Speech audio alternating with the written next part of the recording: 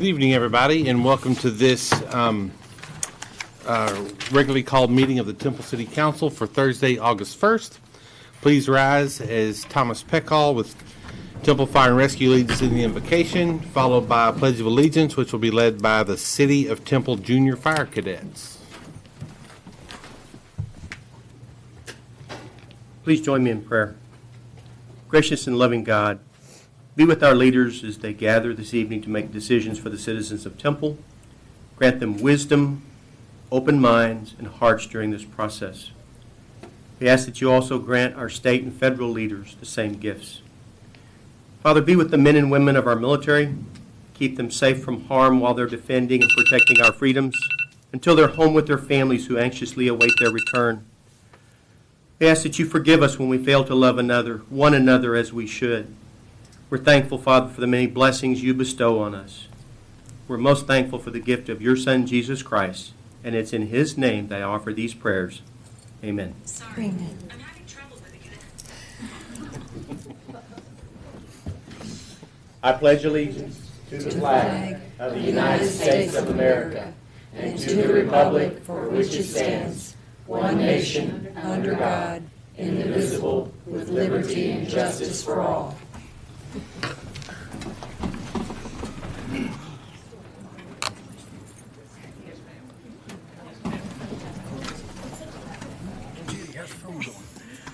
Thank you, Mr. Peckall. Our next item is public comments. We didn't have anybody sign up to speak tonight, so I will skip that part. Next item is to receive donations from the Blue Santa fundraiser. Corporal Joseph Demento.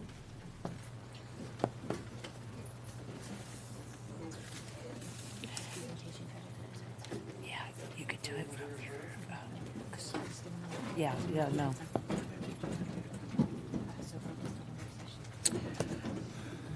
I didn't go to the pre-thing yesterday.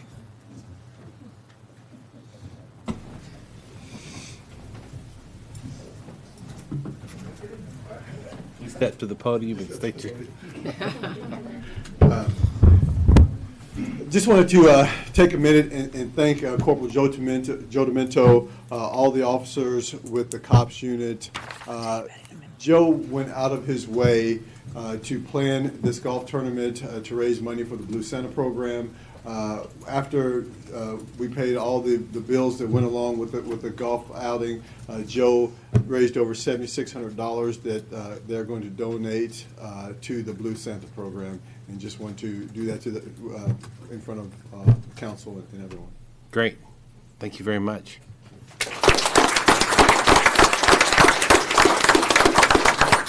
I do have a proclamation to be read.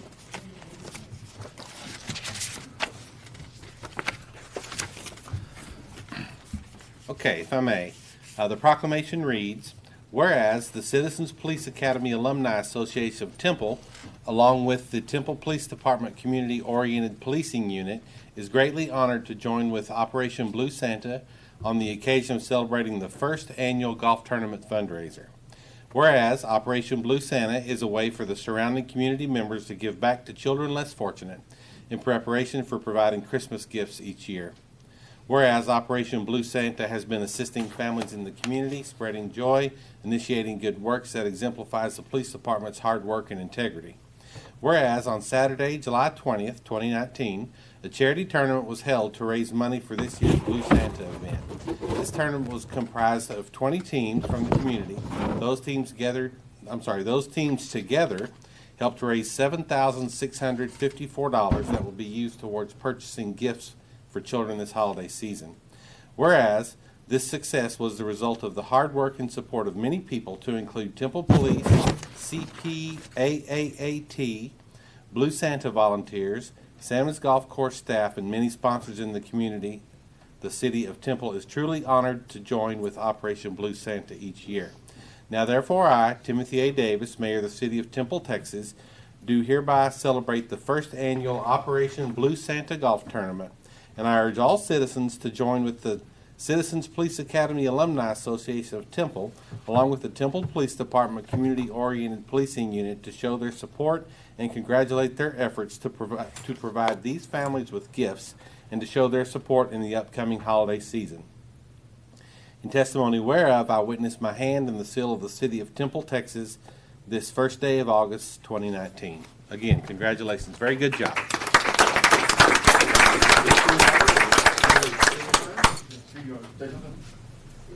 Yeah, we've been working with the cops unit of the Temple Police Department, community-oriented police department, the cops of Wichita, for over 20 years now. And we're very, very happy to help support this, and we'll be out there next year as well.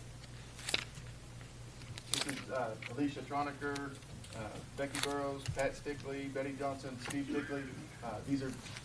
This is our CPAT board members. Alicia and Becky are the ones that kind of head up this Blue Santa program. This is the first year the cops unit had a chance to kind of get involved in this. It's a huge success. This is going to make a big difference this Christmas season, buy a lot of toys for a lot of kids that wouldn't get them.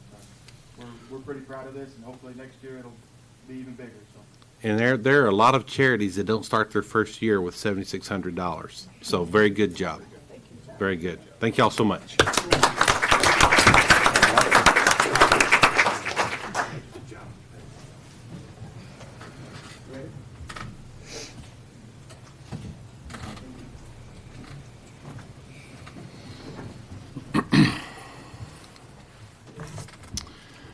Okay, moving on. We'll move on to item 4, which is the first reading and public hearing to receive the presentation by the city manager and conduct a public hearing on the proposed 2019-2020 operating budget. Ms. Myers and Ms. Bernard. Thank you, Mayor and Council. As you know, this is my favorite presentation of the year. And I'm not kidding. It is my favorite presentation of the year. I've always loved budget because of how important it is for the work that we do in this community. So I'm pleased to present the proposed annual budget to you tonight. Before I get started, I want to, with the details of the budget, I wanted to just provide a little bit of background on the process we've used this year and how that's been fundamentally different from what we have historically done. So as you all know, we have been working on an update to our city strategic plan. I have made the commitment to you as the city council that the plan that you adopt will be an active plan that we work and we track and we report on both to you and to the citizens of our community. So in short, I intend to implement the strategic plan that you adopt and make sure that we're communicating regularly to you and to our citizens our progress. In order to do this, it is my recommendation that we allocate resources, or in other words, that we approve a budget that aligns with the strategic plan, and then we establish our departmental, team, and individual work plans that are aligned with the strategic plan and that are based on the action items in the strategic plan.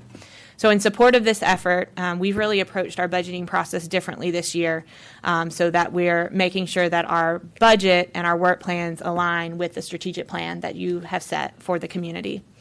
So instead of planning our budget and our work 1 year at a time, as we've traditionally done, this year I asked each of our departments to do 2 things. First, to prepare a departmental work plan to implement the strategic plan of the city, and then to prepare a budget that proposes the resources that are necessary to effectively carry out their proposed work plan.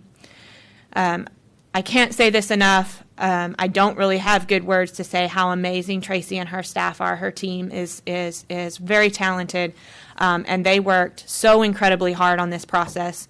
Tracy and her team developed a financial model that allows us to accurately assess our ability to fund the proposed action items in the strategic plan, which really goes back to the concept of making sure that the plan is active and tracked and implemented. In order for us to do that, it has to be implementable, which means it has to be something that we can afford to do. So being able to take those proposed action items and look at that in the context of a financial model to see how we can financially plan to cover those was so important. And Tracy and her team are just very excellent in what they do, and we are lucky here in our community to have them. So the time period that our plan of work and our associated budget covers is FY 2020, so the upcoming fiscal year, but through FY 2025. So again, it's really a 1 + 5 versus a 1 at a time. So when I filed my proposed budget with you this year at the end of June, what I actually presented was what I'm calling a proposed business plan. So that incorporates 5 key things. One is the proposed strategic plan. Again, that planning period is FY20 through FY25. The strategic planning process was really led by the council through a series of workshops with staff. We've been working collaboratively together to develop that. So staff took that work that was done by council and kind of put it all together and has delivered you a proposed plan based on the work we've done. The second item is the proposed financial plan, and that's really the plan that identifies the resources necessary to fund the initiatives in the strategic plan. The third element is the proposed annual budget. So you still will be asked to formally adopt the budget for each fiscal year. So for the first fiscal year being FY 2020. The fourth element is a proposed capital improvement plan, and we've aligned our capital projects in support of the strategic plan. And then the fifth area that's included in the business plan is a proposed annual work plan. And this plan details the priority action items that will be implemented in support of the strategic plan during the fiscal year 2020. So again, we still have annual planning. We still are presenting an annual budget and an annual work plan for the upcoming fiscal year 2020. But we've wrapped that around an additional 5 years of planning work where we've presented a holistic financial and capital plan to implement the strategic plan. So the reason that we're approaching our planning work in this manner is simply that I don't want to ask you to look to make decisions in a vacuum and to look at things one piece of the puzzle at a time. Every item that we put on the council agenda for you to make a decision on, I want you to be able to know and clearly see how that piece of the pie, of the puzzle, fits into the broader vision that you have set for the community. So that's really why we have taken this approach. So this year we've really committed to being future focused. We challenged ourselves to look into the future, to approach our planning from a longer term view, to set an intentional direction for the organization for the next 6 years. We've challenged ourselves to plan for the things that are critical to maintain and enhance the Temple that we love. We have all chosen Temple as our home. We love Temple. We want to make sure that we're providing for the things that maintain why we chose Temple and make that the place that we continue to want to call home. But we also challenged ourselves to consider the need for growth and change and innovation so that Temple remains a city that people love to call home for the next generations. They'll want also to call Temple home. So with that general background, I want to go into a little bit more specific details of the proposed business plan for 2020. And I really want to start with the strategic plan. So again, this plan is really based on the work at the council level in a series of work sessions. We kicked this planning process off last September, so it's been a 10-month process to get us where we are today. So to be effective, what we need to do is essentially start with the end in mind. Where do we want to go? If we don't know where we want to go, we can't establish the steps that we need to take us there. So the first thing that you as the council did is set the vision that you have for the community, where we want to be in the future. And you wanted to keep that very simple. You wanted it to be something that everyone in the organization could know and repeat. And so we spent a lot of time talking about this, but it really boils down to we want Temple to be a place you'll love to call home. Whether that's a family, whether that's a business, we want Temple to be a place to call home. People choose to be in Temple. They love to be here. Our mission, our organizational mission, is also simple. We want to make sure that it's something that throughout the organization, every employee is connected to the mission of the organization. You'll hear me say this a couple of times probably in this presentation, but it's very important. What we do as a city, we are a service-based organization. What we do is we provide services for our community. With a few exceptions, we don't make things, we don't produce things, we provide services. So our mission is simply to provide exceptional services without exception. The values, also established by the council in a series of work sessions, are the values that we hold as we do that work around providing exceptional services. So those are commitment, innovation, integrity, accountability, and collaboration. And then also, as part of the work sessions with council, we've established 4 focus areas, and that's high-performing organization, places and spaces, public safety, and infrastructure and utilities. So our focus areas are our general areas of priorities. Underneath each focus area, you have goals. Our goals are what we want to achieve. Underneath the goals, you have commitments. The commitments are what we are going to do to achieve the goals. And then at the basic level is the initiatives, and that's how we are going to do it. So you have those 4 levels in your proposed strategic plan. The goals that are identified in the strategic plan, there are 9 of them. They are 1, to be an organization that's committed to performance excellence, to have community leaders with a bold vision and intentional direction, a talent and dedicated employees who have a heart for service, to be an open, responsive, and accountable government, to be a city that supports well-managed growth and development to promote a thriving economy, to have beautiful spaces and unique experiences, to have neighborhoods where people love to live, to have infrastructure and systems that support exceptional services and community growth, and to have a safe and healthy community.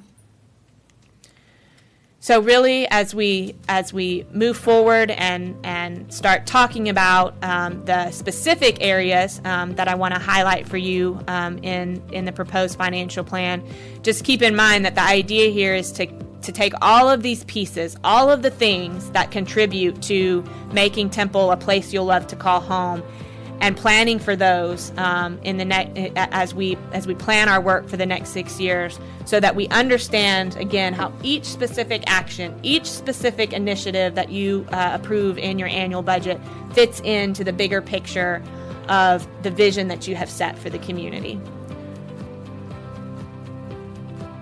which is, of course, a place you'll love to call home. So with that general background, I want to just cover some highlights of what's proposed in the 6-year business plan. So I'll cover these in each of the 4 focus areas. We'll group them by focus area, and I'd like to start with public safety. So generally, as it relates to police department, there are several important initiatives recommended in the financial plan. One of the initiatives is to increase our patrol districts from our current system of 8 and move to a system that has 10 patrol districts. This is recommended in order to provide police presence and enhance services as our community grows, but also to provide the services that are necessary for the core of our community as well. The financial plan recommends the final phase of staffing for the Violent Crime Enforcement Squad. This squad is really is an important part of our effort to prevent, to investigate, and to prevent violent crimes in our community. The financial plan recommends the establishment of a neighborhood and district community policing program through the addition of an additional COPS unit. So you heard from at least one member of our current community-oriented policing unit today. So the financial plan recommends adding a second community policing unit, as well as adding civilian safety ambassador positions that would report to and be under the command of the police department and work collaboratively with the sworn officers to help enhance the public safety in our neighborhoods, in our parks, and in our downtown district. Another proposal that I would like to highlight is the addition of an additional property crimes detective unit to help maintain a high level of service as our community grows. Some additional civilian support staff in the police department, in our civilian team who helps us with manning the non-emergency phone lines and all of the records that are necessary to operate the police department. As it relates to the fire department, we're recommending the addition of a squad unit to our fleet and the staffing of that squad unit to provide enhanced response capacity to our community as our community grows. We are recommending the replacement of 2 ladder trucks and 1 fire engine in the course of the 6-year plan. The plan contemplates the possibility to have a public safety bond election, which would provide for the expansion of our public safety training center, a new shooting range for the police department, the potential expansion of our animal shelter facility to provide for the continued limited no-kill service that we provide at our animal shelter as our community grows, additional training space, and burn props in our fire department facility. The financial plan also recommends the addition of an animal services field officer as well as pet adoption center staff to help maintain our service level as our community grows. The plan recommends the addition of code compliance resources. A few years ago, the city really started a process of really doing what I call solution-based code compliance. So really getting to the heart of the issue and looking for a sustainable long-term solution to that problem. So this plan recommends continuing that program and adding additional resources to help us expand and do more of that type of work in our community. As it relates to places and spaces, the plan recommends that we establish a neighborhood planning program that takes the core neighborhoods in the community, so that neighborhoods that are radiating out from the downtown, the original, our older neighborhoods, our historic neighborhoods, and really takes an individual approach to helping make sure that we're supporting our neighborhoods with the things they need, whether that be capital improvement projects or programs that we have that we help neighborhoods organize and engage so that they're able to really develop leadership in their own and in their own neighborhoods and help make sure that we're providing the resources necessary to help support that. So an extensive neighborhood planning program is proposed. I think it's a little over 20 districts identified at this point, and we would just be proposing to take this district by district and develop an individual plan for each of these neighborhoods with significant input from the people who live in the neighborhoods. As it relates to neighborhood planning, we're also recommending, and Erin will talk a little bit more about this in her presentation on CDBG, to really leverage our community development block grant funds that we receive from the federal government and really come up with a very effective housing reinvestment strategy as part of our neighborhood planning program as well. Also recommending the addition of Transform Temple crews. This has been a very successful program in our downtown area. We have a team of Transform Temple team that is focused on cleaning up in the downtown area, so litter abatement, weed abatement, removing graffiti if that occurs, power washing sidewalks and benches. So as our downtown redevelopment efforts continue and we have more redeveloped space come online, including the Santa Fe Plaza area, the Santa Fe Market Trail, the MLK Festival grounds area, to add an additional crew to help maintain that level of service as we expand our redevelopment efforts. But the plan also recommends the addition of an evening crew. So our current crew works in the morning, early morning, before people start arriving in downtown. So then the proposal would be to have an additional crew as well in the evening to provide that continuity of service. The plan recommends an update to our downtown branding and wayfinding program, as well as a new website for our downtown efforts. The plan recommends the expansion of our community events team by adding an additional event planner, consolidating the event planners into one team so they're really working closely and collaboratively together as they plan special events throughout our community, and adding resources for them to plan even more events for the community. Recommends a destination strategy, brand and marketing update, and management plans at the Mayborn Convention Center and the Railroad and Heritage Museum as well. The plan also contemplates the potential for a parks bond election. Council will recall that we're underway with the update to our parks master plan. We expect the master plan to be completed later this year. So the recommendation is that we complete that plan and we look to see if there's projects recommended in that plan that would need the support of a capital program. And so we've planned for that potential. The plan also recommends a master plan for our library, as well as a concept plan relating to the physical library building. The master plan would really coincide with that work and cover the operational needs of the library as well. As it relates to utilities and infrastructure, a recommendation to develop a mobility or a transportation master plan that plans for the needed transportation or mobility infrastructure in our community, including roadways, sidewalks, trails, bike lanes. The city has never, to my knowledge, had a master plan for mobility or transportation, and so I think it's very prudent that we develop a master plan that will guide our future capital work. Council will recall that we have a very successful and robust transportation and capital improvement program underway, over $140 million being invested in road and transportation infrastructure projects. As that program, the last project funded is, I believe, funded in 2022.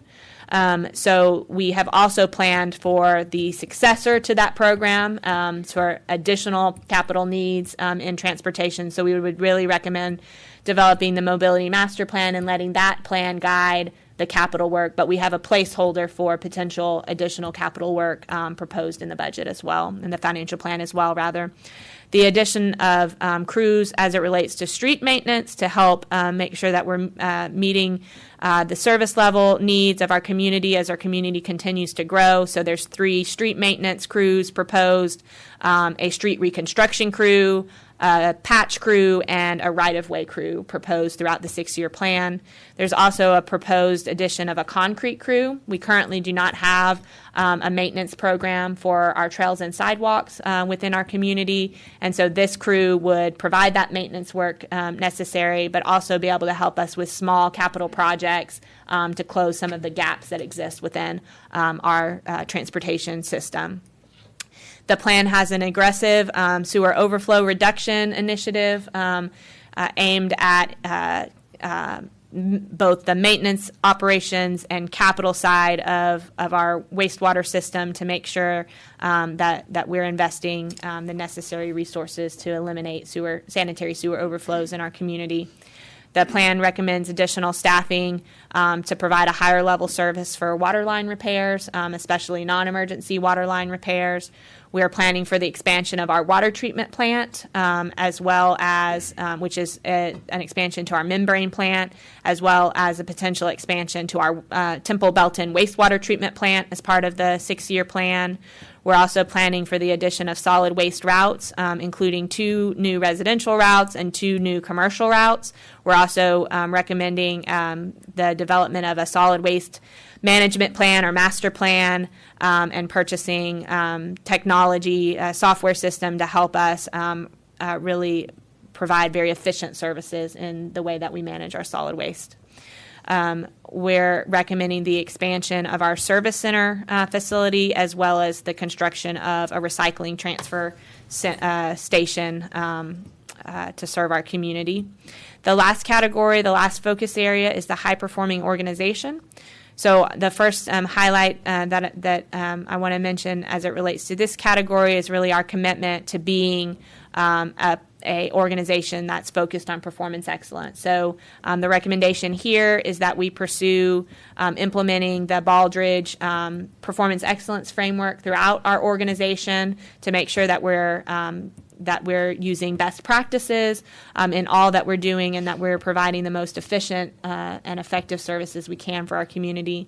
Also recommending that each of our 4 largest departments pursue accreditation through their appropriate agency. So Parks, Public Works, Police, and Fire will be working on that as well.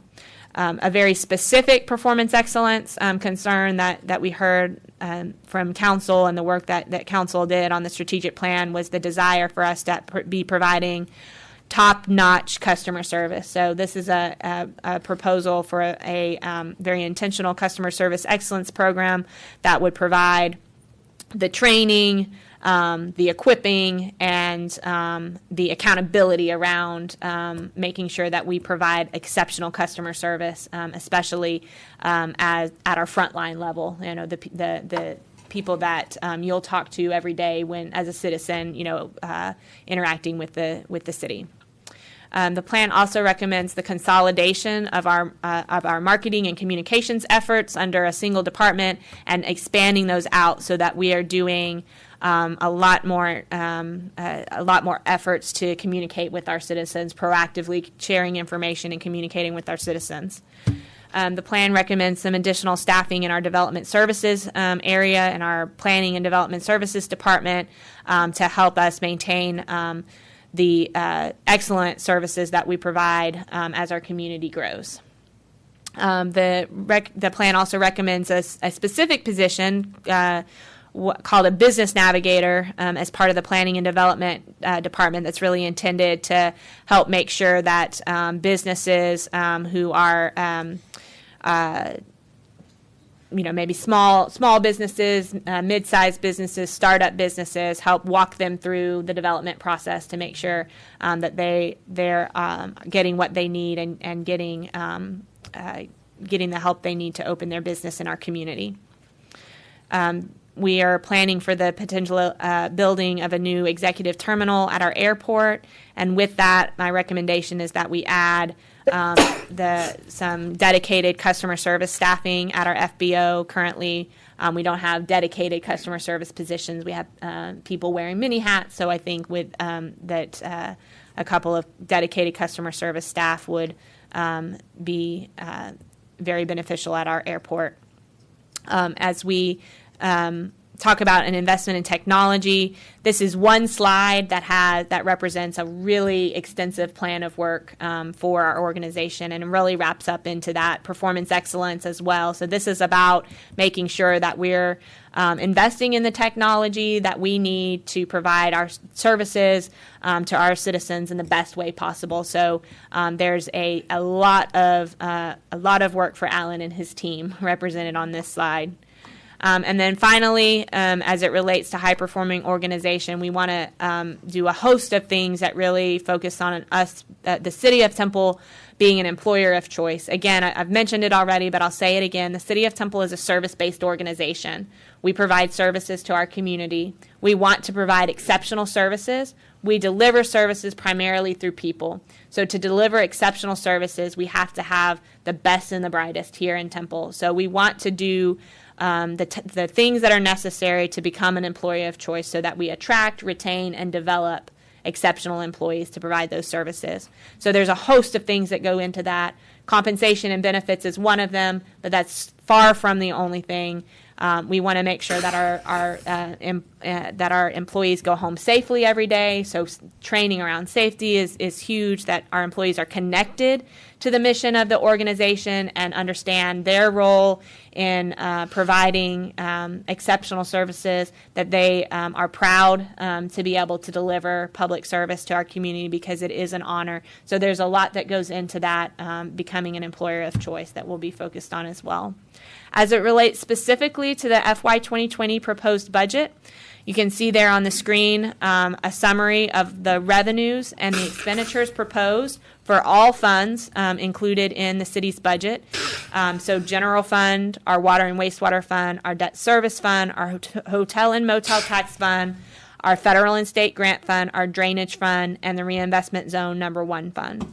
Keep in mind that for the RZ, as council knows, there are 9 participating taxing entities in the reinvestment zone. So these numbers reflect not just the city's contribution, but all of the contributions for the reinvestment zone. The proposed tax rate to support this plan of work is shown at 67.27 cents per $100 in taxable valuation. That is a change of 1.15 cents from the current tax rate.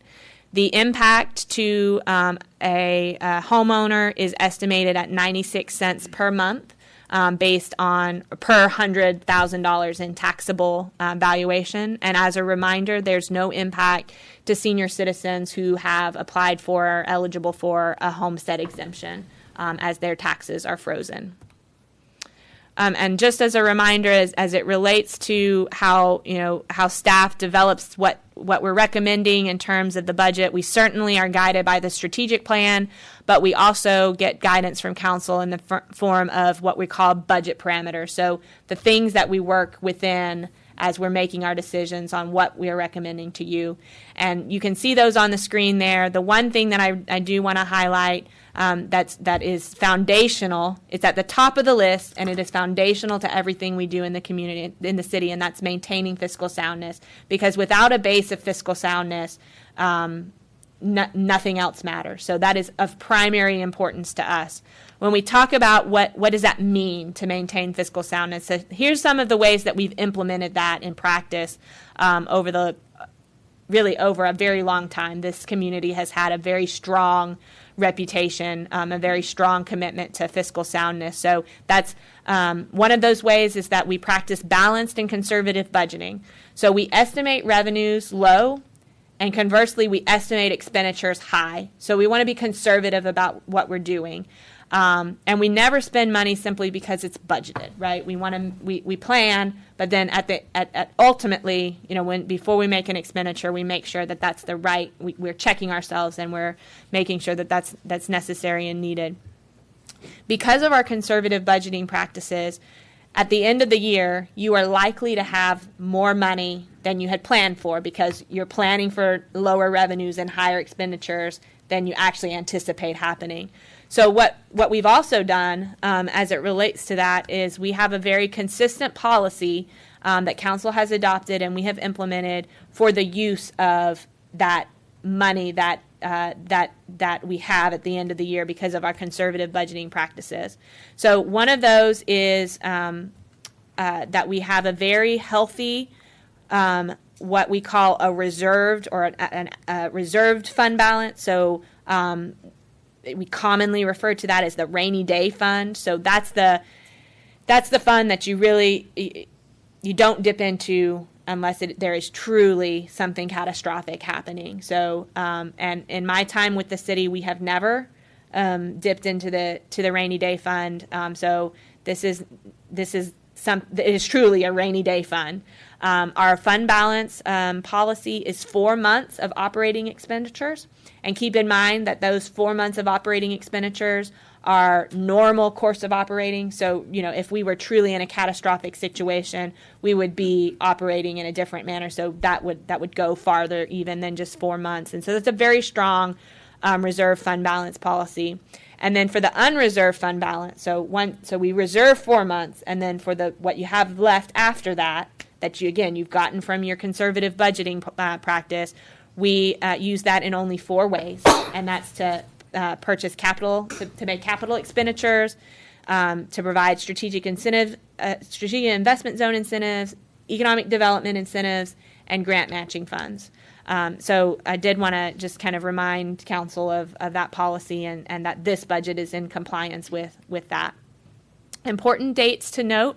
Moving forward, tonight you have your initial public hearing on the budget, and you are also scheduling the adoption of the proposed tax rate tonight. So those are your action items on your agenda tonight.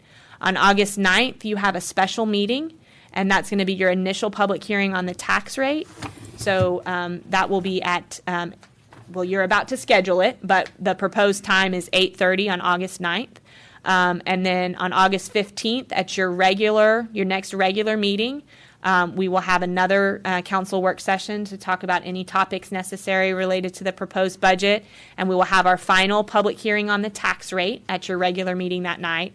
And then on August 23rd, which is another special meeting, that is the day that you will be scheduled to have your final public hearing on the budget, adopt the budget, and set the tax rate.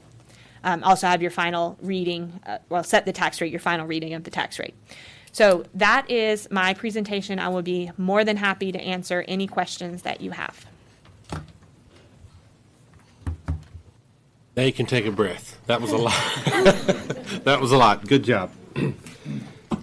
Council, any thoughts or questions? I know we've all seen, different iterations of that presentation, so any thoughts or? Okay. Still amazes me Yeah. that you're looking so good for the future. So it's great. Thank you, Tracy. Your staff really do an amazing job. I mentioned this in the work session where I did the initial presentation, but truly, Tracy and her team are incredible. And there's a few specific names. Melissa, who is the assistant finance director. I mean, she just does tons. I mean, it's just amazing. Jennifer Emerson, who is our director of budget. I have no idea how she keeps all the numbers together that she does. It's just incredible. Sherry Pogar is also on Tracy's team. She has really stepped up in our capital planning efforts. And as you see, we have a bunch of capital work underway and planned. And she keeps up with all of that. Just incredible. And then outside the finance department, and really those are some highlights, but really there's more on Tracy's team that contribute and really have a big part in this. And then outside the finance department, I'll want to mention in my office, Stacy Hawkins, who's really been very key to helping me with the proposed strategic plan and bringing all that process together from the council's work sessions forward to the product that you see today, as well as Heather Bates, who is the director of marketing and communications. She's been very instrumental in helping me put together the book and as well as the presentations. And so I really appreciate the support of a very talented team that you have here. I agree. And a lot of times we as council, we sort of see the 1 year plan. That's historically what we've done. And the 1+5 has been eye-opening to the council. I think I've done this I think I'm in my 7th or 8th year. And this is the first time that I has ever seen that full, 6-year snapshot. And that's very helpful to know that. And I think that staff has also found it hard to do, but it's good for them to also be planning that far ahead. So I think that's a good strategic move, and I appreciate that. So if there are no further comments, this item is subject to a public hearing. Anyone wishing to discuss or not discuss, to comment on this item may do so. Please step to the podium and state your name and address for the record.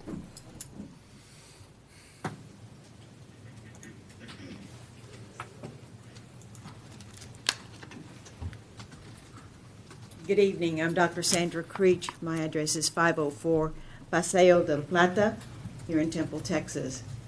I want to commend the council and especially the finance team. Doing such a budget is a horrendous overtaking. I mean, it's something that is gargantuan, and I applaud you for the effort to go 5 years plus the one. Not many organizations would do that. My only question is, in looking at the 2020 FY budget, I noticed that the revenues are short from the expenditures by $4.5 million, and was wondering where $2 million is coming as an overage from this year, which will be carried forward, but that still leaves $2.5 million that the expenditures exceed the revenues. And that causes me concern about the reserves if we continue to do that kind of budgeting. And I know that hasn't happened in the past. So I don't know if it's a typo or if we have a small issue with our revenues and expenditures. If it were a typo, that lady down there in the end. I figured you would have somebody's head. Thank you. I assure you that is not. So, I mean, generally speaking, again, it goes back to the consistent policy for unreserved fund balance. It's using the money that was collected in 1 year for capital expenditures and things like that. I'll be happy to provide a detailed schedule of that for your review. That goes back to the concept of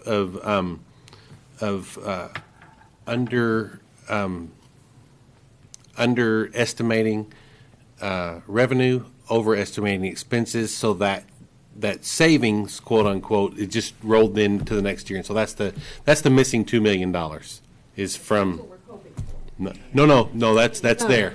It's there. So That's really important. It's not missing, it's rolling forward. It's collected in one period and being spent in the next, next period. yeah. Essentially, and I think I used this example upstairs, but say you were planning for, in your home, you were planning for, to replace your appliances in your kitchen, and you don't want to put that on the credit card. So what you're going to do is for several months, you're going to set aside, a little bit of money until you get enough, and then that month you're going to buy appliances. For that month, it's going to look like you spent more money than you brought in, but it's only because you've been saving it from a prior period and then spending it. So it's really using that's generally what kind of the concept is. Yep, absolutely. I will say this clearly: the budget that you have in front of you is a balanced budget. It is not a deficit budget. It's just using some money collected in a prior period in accordance with your adopted financial policies. Yep. And I will say, historically, our rainy day fund today stands at over $20 million. Again, that's our 4 months' worth of operations, and there's a formula to calculate that. And over the past 7, 8, 10 years, the average is using $3 million of fund balance to balance the budget. So that's just how to get that back in the system. Ms. Creech, thank you for seeing that and bringing it up, because I think it's a good opportunity for us to explain that. Yeah, very good. Anyone else? No? You're afraid now, aren't you? Okay, very good. Then at this time, I will close the public hearing on this item. We'll move on to item number 5, which is to discuss the proposed tax rate and to consider adopting a resolution scheduling the 2 public hearings on the proposed tax rate for 8:30 a.m. on August 9th, 2019, special called meeting, and 5 p.m. on August 15th, 2019. And item B is to consider adopting a resolution scheduling the adoption of the proposed tax rate for August 23rd of 2019. Is there any more presentation? Now, Heather, can you go back to the slide? I had it on the tax rate slide. I'm sorry. It's towards the end. There you go, 61. Okay. So, Mayor, I'm sorry, I don't have any further presentation, but just pulling up again the proposed tax rate Okay. that the budget is based on. The proposed budget is based on. Very good. Council, any thoughts or questions on this? All right, then we need to, on item 5, we have special motion language. So if you would, please, I'll accept a motion in a second on item number 5A using the highlighted motion language there in front of you. I move that we adopt a resolution setting the public hearing on the proposed tax rate of 67.27 cents per $100 in value for 8:30 a.m. August 9th, 2019, special city council meeting, and at 5 p.m. August 15th, 2019, regular city council meeting. I'll second that. You have a motion in a second. Madam Secretary? Councilmember Long? Aye. Councilmember Walker? Aye. Councilmember Williams? Aye. Mayor Pro Tem Morales? Aye. Mayor Davis? Aye. Item 5B, again, you have special motion language in front of you. Mayor, I'll read it for you. I make a motion to adopt the resolution scheduling the adoption of the proposed tax rate of 0.6727 per $100 in value for the August 23rd, 2019 special city council meeting. Second. Have a motion in a second on item 5B. Madam Secretary? Councilmember Long? Aye. Councilmember Walker? Aye. Councilmember Williams? Aye. Mayor Pro Tem Morales? Aye. Mayor Davis? Aye. Item 6 is a public hearing to conduct a final public hearing and consider a resolution approving the Community Development Block Grant 2019 annual action plan and budget for fiscal year 20, including the funding recommendations. Ms. Smith. Thank you, Mayor and Council. So as you all know, we annually receive community development block grant funds from the U.S. Department of Housing and Urban Development. And the primary purpose for utilization of these funds is to serve our underserved populations, particularly in low and moderate income areas. So as a city, we are required to develop a 5-year consolidated plan. Right now, our 5-year consolidated plan will go through fiscal year 2020. In the fiscal year 2020, we will be working on a new 5-year plan. But each year, we are required to develop an annual action plan, which proposes to you programs throughout the year, how we will fund those programs within what we receive from the HUD, and that supports the 5-year consolidated plan. So our timeline thus far, we first had a public meeting. We did conduct that on June 12th, and it was very highly attended. The public comment period ran from July 1st through today, and we have not received any comments in regard to that. We did hold a public hearing at the July 18th City Council meeting. So today we are requesting that the council hold the second and final public hearing, as well as take action on the annual action plan. So the current funding that we are receiving this year is a little over $588,000, essentially an increase of just under $52,000 from previous fiscal year 19, about a 10% increase. This chart provides a great funding allocation that we received starting from 2009. And as you can see, we have increased the amount that we are receiving for CDBG funds. So our total allocation that we are receiving for this upcoming fiscal year is $588,000, but we do have $220,000 from previous years. So with that, we will reallocate that to fiscal year 20, a total of a little over $808,000. This map shows you in pink the areas that are more than 51% low and moderate income. These are the areas which we will utilize CDBG funds, and we're required to do so by the Housing and Urban Development Department. So right now I'm going to go over a few of the projects that we're proposing and the funding that we'll be doing within the annual action plan for this upcoming fiscal year. Last fiscal year, as you all know, we focused heavily on infrastructure improvements, and a majority of the funds were utilized toward infrastructure improvements. And so we felt that that was a great benefit to the low and moderate income community, and we would like to continue focusing on those efforts, but a little bit smaller capacity. So we are proposing $130,000 toward those. As Bryn stated in her business plan overview, we will be focusing on a housing reinvestment program. This is different than the current program that was in place, that was the Housing Improvement Program. This program, we're beginning with a strategy, and that is underway. And we're looking at that strategy first, and our consultants are developing 4 sets of recommendations. And with those recommendations, then we will propose that to council, a policy that we can put in place that addresses both minor and major repairs for homes that are in low and moderate income areas. And we're proposing a little over $218,000 that we could utilize toward repairs next fiscal year. A crime prevention program is also proposed in this upcoming fiscal year. This will essentially fund an officer to be in the low and moderate income areas and to be very proactive in the neighborhoods and address any crime that's in those areas.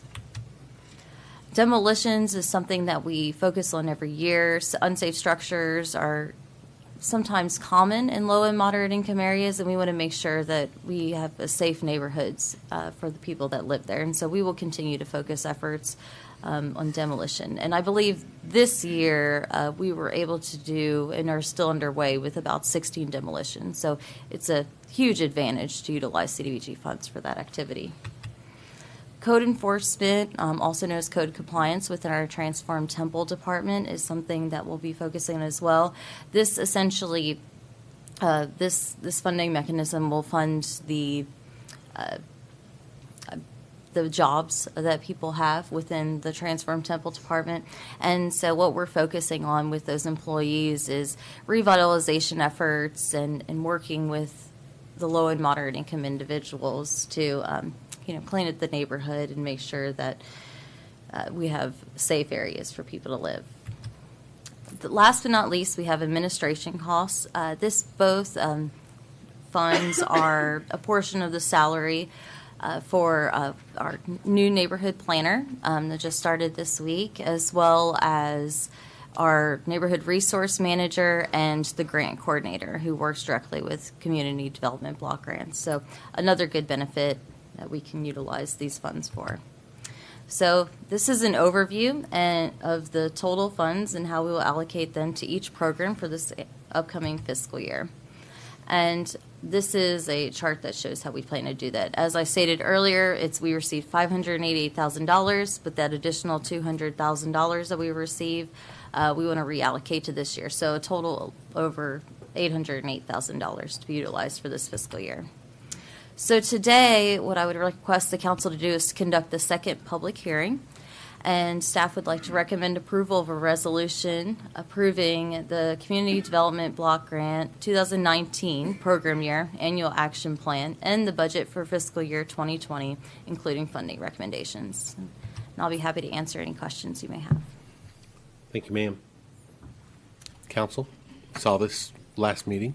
No questions, but just a comment that I think this is well planned out, and I think it'll make a big difference in our community. Good job. I agree. Okay, this item is subject to a public hearing. At time, I'll open the public hearing on item number 6. Anyone wishing to speak on this matter may do so.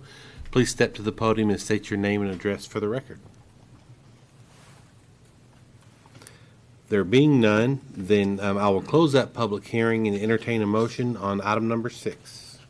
I'll make a motion to approve item 6 as read by Ms. Smith. We have a motion and a second on item 6. Madam Secretary? Councilmember Long? Aye. Councilmember Walker? Aye. Councilmember Williams? Aye. Mayor Pro Tem Morales? Aye. Mayor Davis? Aye. Moving on to item 7 on the agenda is the consent agenda. All items under this section, which is called the consent agenda, are considered to be routine by the City Council and may be enacted by one motion.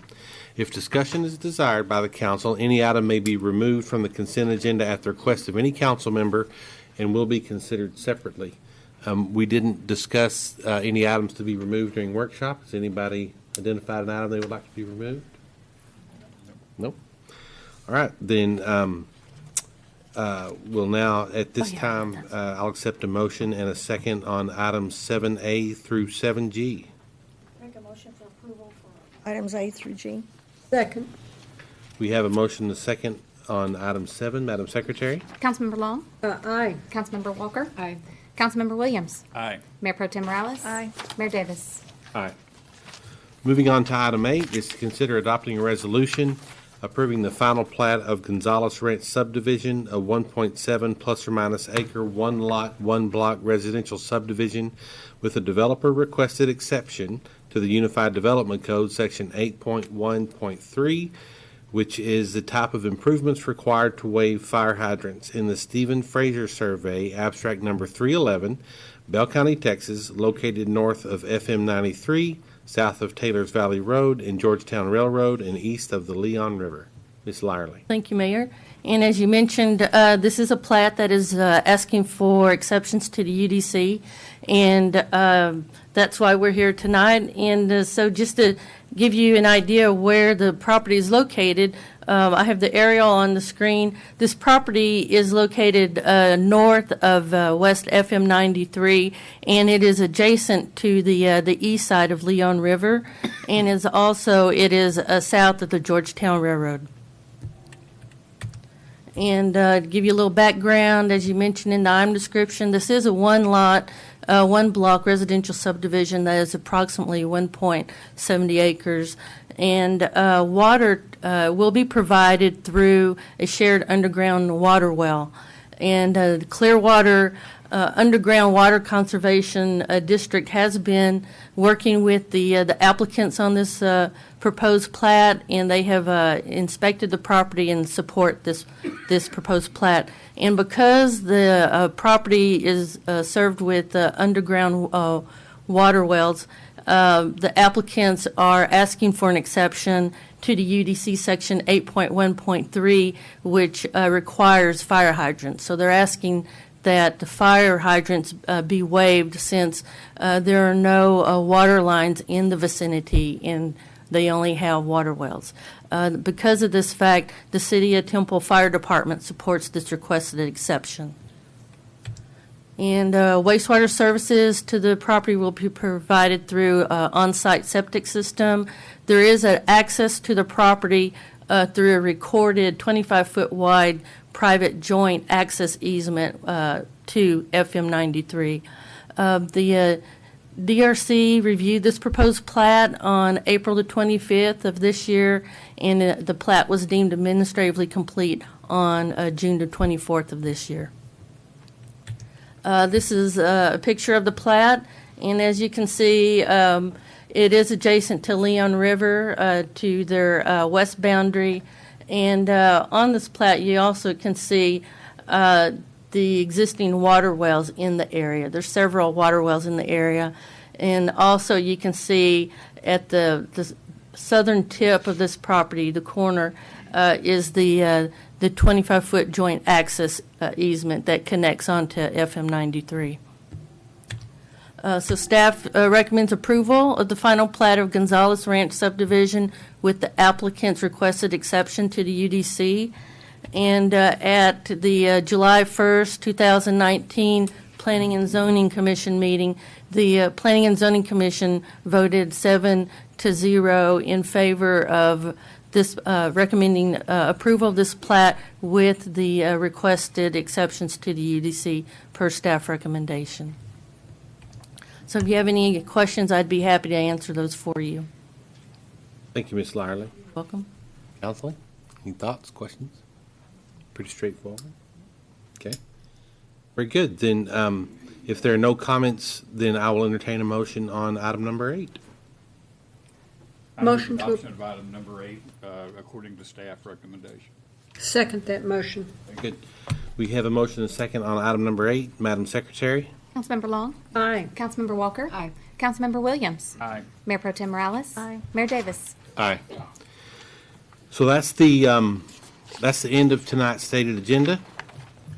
But now something is happening that we've all been dreading for the last couple of months since we found out. So I think Ms. Landeros would like to address. So, yes, Mayor and Council, I just wanted to make a few comments, if you'll allow me. I'm going to talk about different people, and at certain times, I'm not going to probably look directly at those people because I will cry. So I may just look awkwardly at you, Mayor. So just go with me on it.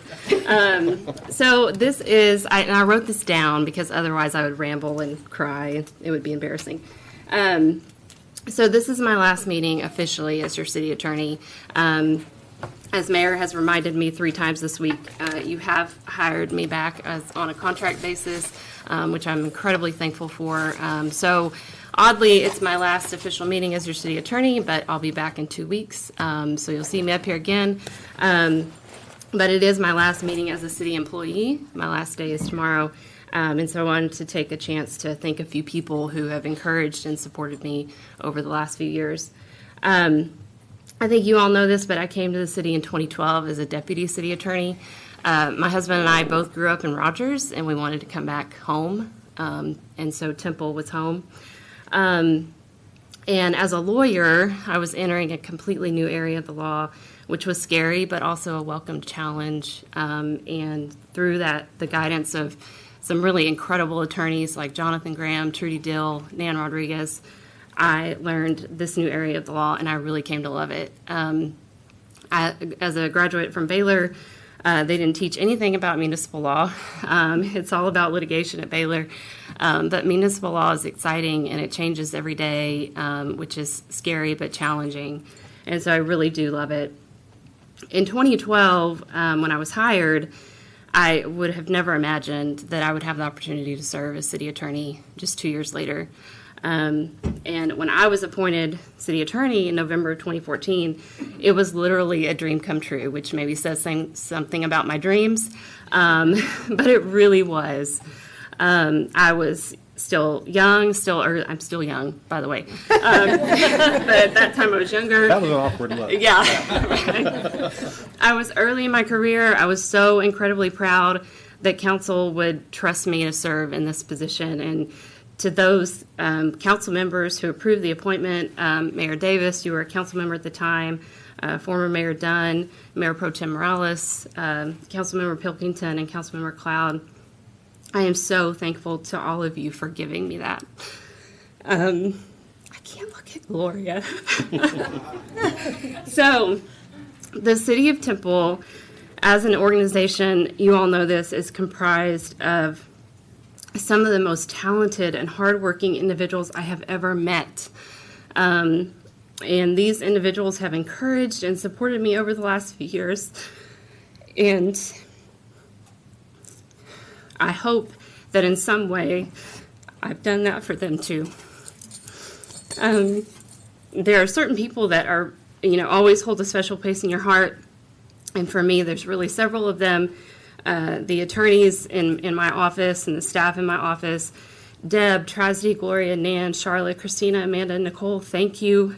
Thank you for keeping me on track. I feel like I'm giving an Academy Award speech. I'm sorry. They deserve an Academy Don't play the Award. music. But thank you for keeping me on track, listening to me when I was tired or frustrated, for brainstorming with me and being patient with me. This was my first management position, and you all had to learn right alongside me over the last 4.5 years. God, I can't look at Gloria. I know. And I hope that you have felt supported and appreciated, because I couldn't have done it without you. And to those that are here, Christina, you came in and you just picked up right away like it was nothing, and I have just been in awe of what you've been able to do.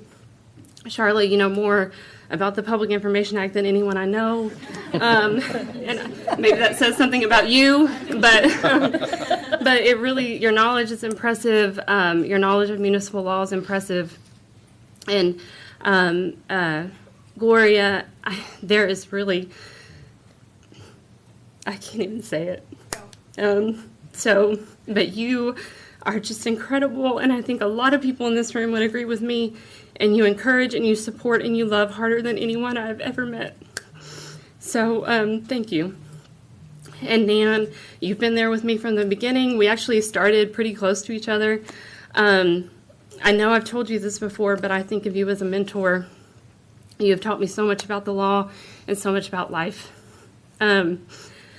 Additionally, I'm really proud to have served as the first female city attorney for the City of Temple, and even prouder to have served part of this time with 4 other female council appointees. And to those, my fellow appointees, thank you for allowing me to be a part of this team. You are brilliant professional women, and I've learned so much from you. Lacey, you... I feel like you taught me how to be a council appointee from the beginning. Thank you for your advice and support and compassion and accommodation, because I never turned anything in on time. And you always accommodated me. Like I said, when I came on in 2014, you guided and encouraged me, and I just thank you for your friendship, and I think you should be really proud of what you do, because you do it well. Tracy, I don't think I have ever adequately conveyed to you how much I look up to you. You are a mentor to me in so many ways, personal and professional. You are so good at your job, which is apparent tonight. But your knowledge and understanding of the city's budget and all things related to finance is truly remarkable. And on top of that, you're a caring manager and you support and encourage your employees. And on the personal side, you are a loving and strong mother and wife. And those are all the things that I strive to be. So thank you for mentoring me over the last few years. Bren,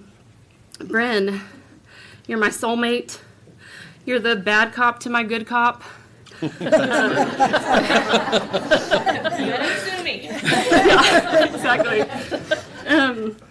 You are so brilliant, and there are so many moments I've sat in awe of something that you've done. And I still remember the first presentation I watched you give, and it was on tax credits, which is so boring and tedious. But you made it so understandable, and it was. I sat in the conference room upstairs, and I just thought, who is this brilliant woman? You have incredible vision, and the city is lucky to have you as its leader. You have become one of my best friends, and I fully intend to be that annoying friend that's always calling or texting you. I know you're carrying the weight of the world on your shoulders right now, and that's hard. But you're really, really strong, and I think you can do it. I know you can do it. So thank you for being a wonderful coworker and friend. But to mayor and council, again, I know you know this, but the employees that serve the city of Temple are truly amazing. Employees like Brian, Buford, Don, Belinda, Chief Mitchell, Chief Randalls, Kevin, Alan, Aaron, David, Heather, Stacy, and so many more. They are devoted to their jobs and to the city. Like, I have never seen people more devoted to their jobs. And they will plan and they worry and they stress about making the right decisions and about supporting their employees and taking care of citizens and about representing the city in a positive way. And as you all know, public service is often a thankless job, but for so many of your employees that doesn't matter, and they continue to serve, and they do it strong and they do it well. And to all of them, employees that I have interacted with over this time, and to all of those I've named, thank you so much for putting up with me and teaching me how to do this job. So, in conclusion, I want to thank the 5 of you.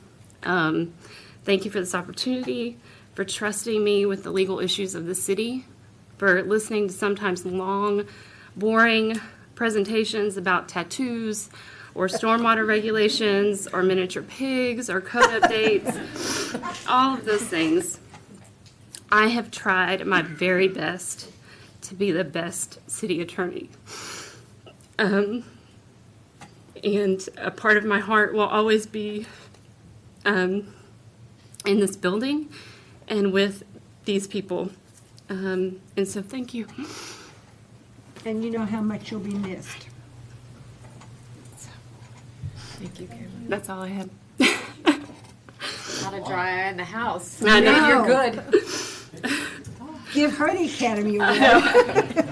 You know, Kayla, you're so smart and you're so capable. We wish you only the best. We wish we could keep you forever, but we understand, you know, your opportunity, and you need to move on, and that's okay. We were looking for an attorney when we found you. And that's true. I don't know that we'll find one as good as you. So we hope. So only the best to you and your family. We're blessed that you're, you know, still going to be here in the community. So only the best. Thank you so much. I won't do this again in 2 weeks. Okay. I agree with everything the mayor said, except we don't understand. Nor do we accept. Right. So that's it. Anybody else? Kayla, I'm Okay. the new kid on the block. Mhm. I didn't get to work with you very long. Right. Before I ran for this job and after I got it, I had the opportunity to talk to a lot of people. And by the way, I may be the new kid on this chair, but I've been in this town a long time. I know a lot of city attorneys. And the consensus of everyone I talked to, you are, if not the best, you are one of the 2 best that's ever been there. I congratulate you for what you've done and wish you nothing but the best. Kayla, I can just say we'll miss you. You've set some high standards. You've done an excellent job. You've been a friend to all of us, and we just want to wish you the best, and God bless.